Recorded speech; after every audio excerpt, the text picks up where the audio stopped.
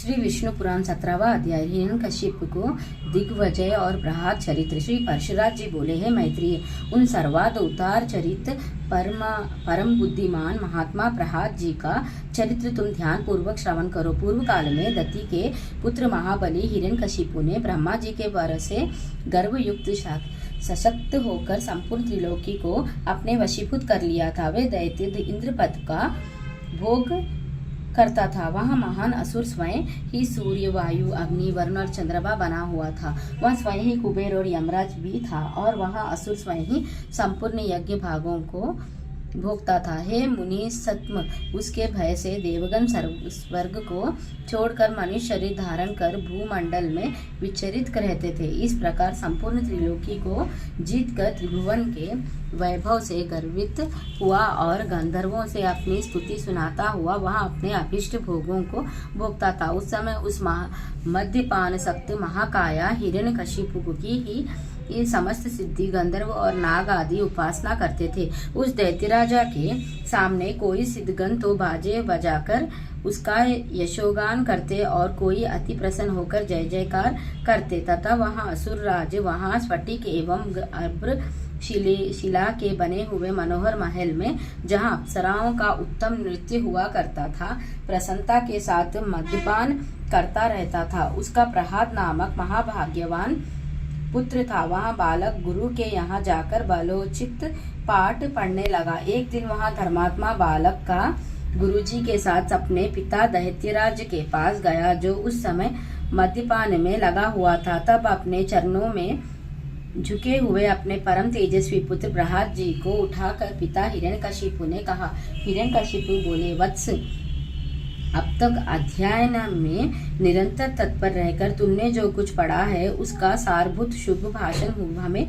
सुनाओ। प्रहलाद जी बोले, पिताजी, मेरे मन में जो सबके सारांश रूप से स्थित है वह मैं आपकी आज्ञा अनुसार सुनाता हूँ। सावधान होकर सुनिए। जो आदि मध्य और अंत से रहित अनजन्मा वृद्धि क्षय शून्य अच्युता है, समस्त कारणों के कारण तथा जगत के स्थित और अंतरकर्ता उन श्री हरि को मैं प्रणाम करता हूँ। श्री परशुराज जी बोले, यहाँ सुने। दैत्यराज हिरण्यकशिपु ने क्रोध से नेत्र लाल कर प्रहलाद के गुरु की ओर देखकर कांपते हुए होठों से कहा।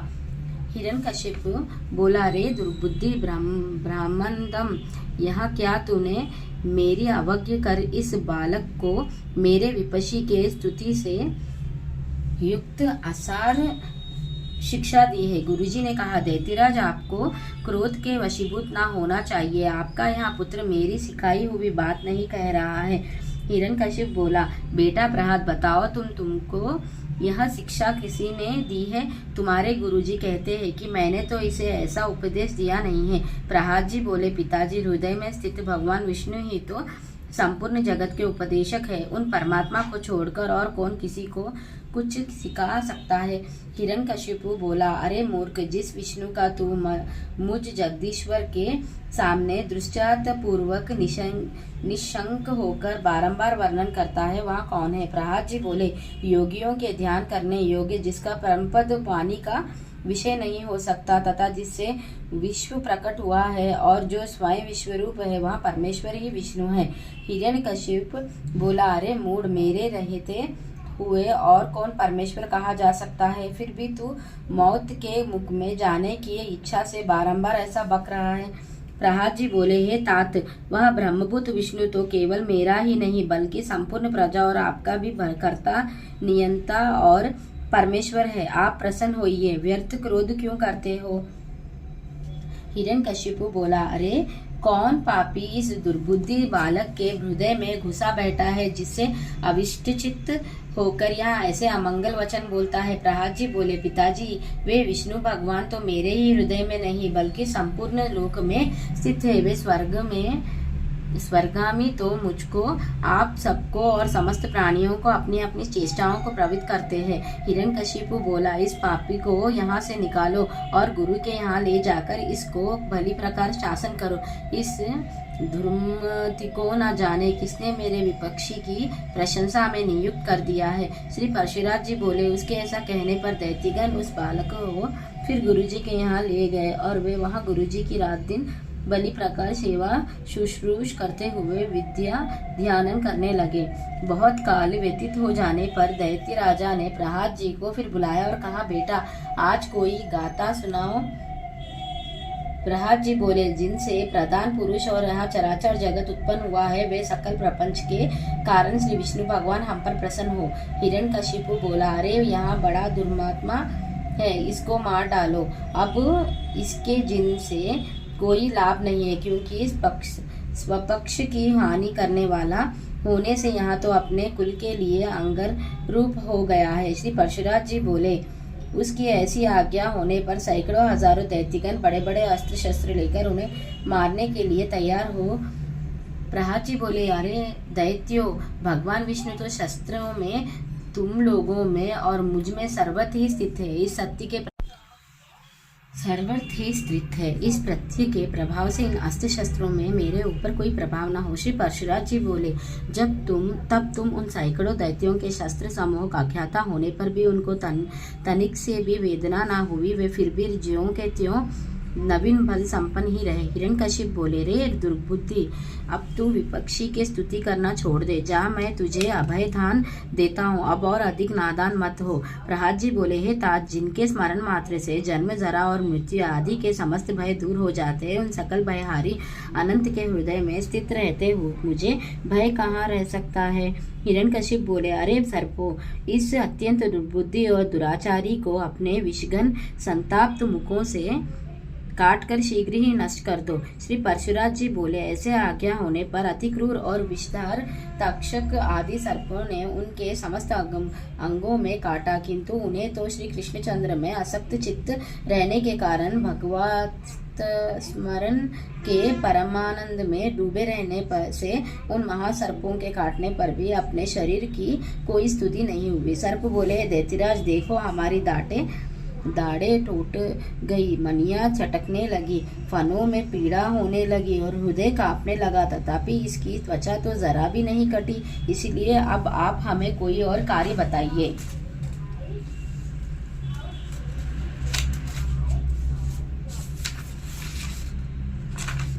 हिरण्यकशिप बोले, हे द्विगजु, तुम सब अपने संकीर्ण दांतों को मिलकर मेरे शत्रु पक्ष द्वारा मुझसे विमुख किए हुए इस बालक को मार डालो। देखो, जैसे अरण्य से उत्पन्न हुआ अग्नि उसी को जला डालता है, उसी प्रकार कोई जिससे उत्पन्न होते हैं उसी के नाश करने वाले हो जाते हैं। श्री परशुराम जी बोले, तब पर्वत शिखर के समान विशाल काया दिग्गजों ने उस बालक को पृथ्वी पर पटक कर अपने दांतों से खूब रौंदा, किंतु श्री गोविंद का स्मरण करते रहने से हाथियों के हजारों दांत उनके वक्ष स्थल से टकरा कर टूट गए। तब उन्होंने पिता हिरण्यकशिपु से कहा, ये जो हाथियों के वज्र के समान कठोर दांत टूट गए हैं, इसमें मेरा कोई बल नहीं है।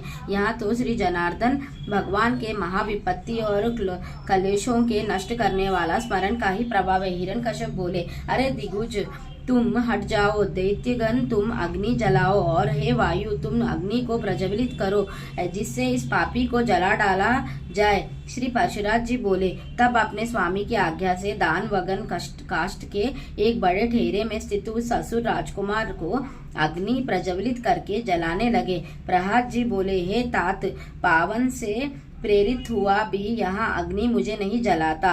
मुझको तो सभी दिशाएं ऐसी शीतल प्रतीत होती है, मानो मेरे चारों ओर कमल बिछे हुए हो। श्री परशुराम जी बोले, तदंतर शुक्र जी के पुत्र बड़े वग्मी महात्मा पुरोहित गण समानीति से दैत्यराज का बड़ाई करते हुए बोले। पुरोहित बोले, हे राजन, आपने इस बालक पुत्र के प्रति अपना क्रोध शांत कीजिए। आपको तो देवताओं पर ही क्रोध करना चाहिए, क्योंकि उसकी सफलता तो वही है। हे राजन, हम आपके इस बालक को ऐसी शिक्षा देंगे जिससे यहाँ विपक्ष के नाशक करना कारण होकर आपके प्रति तप्ति विनती हो जाएगा। दैत्यराज बालावस्था तो सब प्रकार के दोषों का आश्रय होती ही है, इसलिए आपको इस बालक पर अत्यंत क्रोध का प्रयोग नहीं करना चाहिए। यदि हमारे कहने से भी यहाँ विष्णु का पक्ष नहीं छोड़ेगा तो हम इसको नष्ट करने के लिए किसी प्रकार न टलने वाली कृतियां उत्पन्न करेंगे। श्री परशुराम जी कहा, पुरोहित के इस प्रकार प्रार्थना करने पर दैत्यराजा ने दैत्य द्वारा प्रहलादों को अग्नि समूह से बाहर निकलाया। फिर प्रहलाद जी गुरु जी के यहाँ रहते हुए उनके चढ़ा चुकने पर अन्य दानव कुमारों को बार बार उपदेश देने लगे। प्रहलाद जी बोले, हे दैत्य कुलोत्पन्ना असुर बालकों, सुनो, मैं तुम्हें परमार्थ का उपदेश करता हूँ, तुम उसे अन्यथा ना समझना, क्योंकि मेरे ऐसा कहने में किसी प्रकार का लोभादि कारण नहीं है। सभी जीव जन्म, बालावस्था और फिर यौवन प्राप्त करते हैं। तत्पश्चात दिन दिन वृद्धावस्था की प्राप्ति भी अनिवार्य ही है। और है दैत्य को राजकुमारों, फिर यहाँ जीव मृत्यु के मुख में चला जाता है। यहाँ हम और तुम सभी प्रत्यक्ष देखते हैं। मरने पर पूर्ण जन्म होता है। यहाँ नियम भी कभी नहीं टलता। इस विषय में श्रुति स्मृति रूप आगम भी प्रमाण है कि बिना उपादान के कोई वस्तु उत्पन्न नहीं होती। पूर्ण जन्म प्राप्त करने वाली गर्भवास आदि जितनी अवस्थाएं हैं उन सबको दुख रूप ही जानो। मनुष्य मूर्खतावश क्षुधा, तृषान और शीतादि की शांति को सुख मानते हैं, परंतु वास्तव में तो वे दुख मात्र ही है। जिनका शरीर अत्यंत शीतली हो जाता है, उन्हें जिस प्रकार व्यायाम सुखप्रद प्रतीत होता है, उसी प्रकार जिनकी दृष्टि भ्रांति ज्ञान से ढकी हुई है, उन्हें दुखी सुख रूप जान पड़ता है। आहो, कहा तो कफ आदि महागुणित पदार्थों को समूह रूप शरीर और कहा कांति, शोभा, सौंदर्य एवं रमणीयता आदि दिव्य गुण। तथापि मनुष्य इस घृणित शरीर में कांति आदि का आरोप कर सुख मानने लगता है। यदि किसी मूल पुरुष की मांस, रौद्र, पीप, विष्ठा, मूत्र, स्नेह, मज्जा और अस्थियों के समूह रूप इस शरीर में प्रीति हो सकती है, तो उसे नरक भी प्रिय लगा सकता है। अग्नि, जल और वात क्रमश शीत, तृषा और शोध के कारण ही सुखकारी होते हैं, और इनके प्रतियोगी जल आदि भी अपने से भिन्न अग्नि आदि के कारण ही सुख के हेतु होते हैं। है दैत्य कुमार, विषयों का जितना जितना संग्रह किया जाता है, उतना उतना ही वे मनुष्यों के चित्ता में दुख बढ़ते हैं। जीव अपने मन को प्रिय लगाने वाले जितने ही संबंधों को बढ़ाता जाता है, उतने ही उसके हृदय में शोक रूपी शल्य स्थिर होते जाते हैं। घर में जो कुछ धन ध्यान आदि होते हैं, मनुष्य के जहाँ तहाँ रहने पर भी वे पदार्थ उसके चित्ता में बने रहते हैं, और उनके नाश और दाह आदि की सामग्री भी उसी में मौजूद रहती है। घर में स्थित पदार्थों के सुरक्षित रहने पर भी मन स्थित पदार्थों के नाश आदि के भावना से पदार्थ नाशक दुख प्राप्त हो जाता है। इस प्रकार जीते जी जो तो यहाँ महान दुख होता ही है। मरने पर भी यम यातनाओं को और गर्भ प्रवेश का उग्र कष्ट भोगना पड़ता है। यदि तुम्हें गर्भवास में लेश मात्र भी सुख का अनुमान होता हो तो कहो, सारा संसार इसी प्रकार अत्यंत दुखमय है। इसीलिए दुखों के परम आश्रय संसार समुद्र में एकमात्र विष्णु भगवान ही आप लोगों की परम गति है। यहाँ मैं सर्वार्थ सत्य कहता हूँ। ऐसा मत समझो कि हम तो अभी बालक है, क्योंकि जरा, यौवन और जन्म आदि अवस्थाएं तो देह की धर्म है। शरीर का अधिष्ठाता आत्मा तो नित्य है, उसमें यहाँ कोई धर्म नहीं है। जो मनुष्य ऐसी दुराशराओं से विपच्चित रहता है कि अभी मैं बालक हूँ, इसीलिए इच्छा अनुसार खेल कूद लो, युवावस्था प्राप्त होने पर कल्याण साधना का यत्न करूंगा, फिर युवा होने पर कहता है कि अभी तो मैं युवा हूँ, बुढ़ापे में आत्म कल्याण कर लूंगा, और वृद्धा होने पर सोचता है कि अब मैं बूढ़ा हो गया, अब तो मेरी इंद्रियां अपने कर्मों में प्रवृत्त ही नहीं होती। शरीर के शीतली और हो जाने पर अब मैं क्या कर सकता हूँ, सामर्थ्य रहते तो मैंने कुछ किया ही नहीं। वह अपने कल्याण पथ पर कभी अग्रसर नहीं होता, केवल भोग तृष्ण में ही व्याकुल रहता है। मूर्ख लोग अपनी बालावस्था में खेल कूद में लगे रहते, युवावस्था में विषयों में फंसे रह जाते है, और बुढ़ापा आने पर उसी असमर्थों के कारण व्यर्थ ही काटते हैं। इसीलिए विवेक पुरुषों को चाहिए कि दैहिक बाल्य, यौवन और वृद्धि आदि अवस्थाओं को अपेक्षा न करें कि बाल अवस्था में ही अपने कल्याण का यत्न करें। मैंने तुम लोगों से जो कुछ कहा है उसे यदि तुम मिथ्य नहीं समझते तो मेरी प्रसन्नता के लिए ही बंधन को छुड़ाने वाली श्री विष्णु भगवान स्मरण करो। उनका स्मरण करने में परिश्रम भी क्या है, और स्मरण मात्र से ही वे अति शुभ फल देते हैं, तथा रात दिन उन्हीं का स्मरण करने वालों का पाप भी नष्ट हो जाता है। उन सर्वभूतस्थ प्रभु में तुम्हारी बुद्धि अहर्निश लगी रहे और उनमें निरंतर तुम्हारा प्रेम बढ़े। इस प्रकार तुम्हारे समस्त कलेश दूर हो जाएंगे।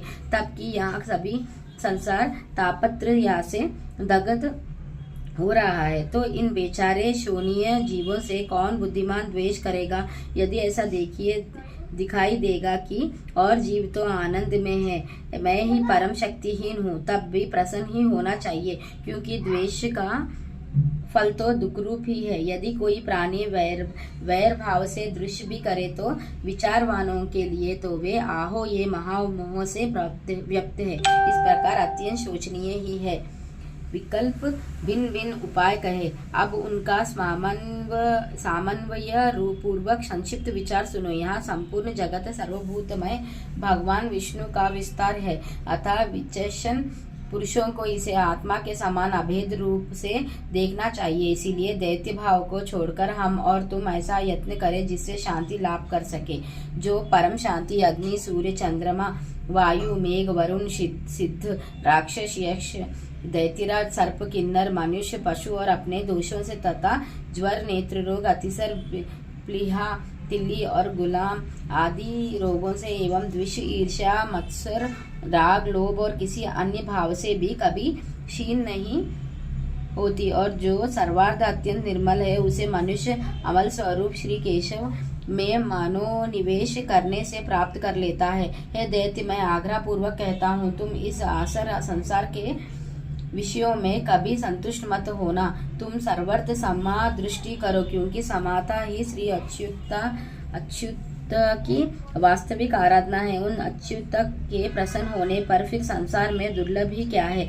तुम धर्म, अर्थ और काम की इच्छा कभी न करना, वे तो अत्यंत तुच्छ है। उस ब्रह्मारूप महावृक्ष का आश्रय लेने पर तो तुम निसंदेह मोक्ष रूप महाफल प्राप्त कर है।